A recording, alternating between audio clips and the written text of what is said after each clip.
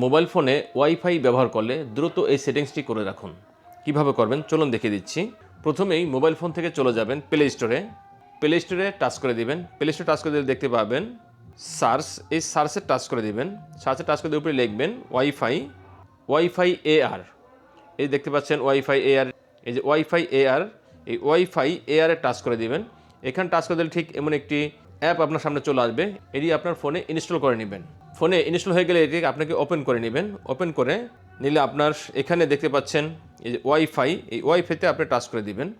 এখানে টাচ করে দিয়ে নিচে দেখতে পাবেন স্টার্ট, এই স্টার্টে আপনি টাচ করে দিবেন।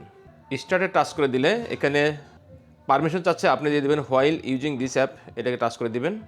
টাচ করে দিলে আপনার ফোনটি আপনি ঘরের কোথায় ব্যবহার করছেন এবং সেখানে আপনার ফোনের ওয়াইফাই স্পিড কত সেটা আপনি দেখতে পাবেন। এই যে দেখুন এখানে আমার ফোনে ওয়াইফাই স্পিড এখানে শো করছে 48 DMM।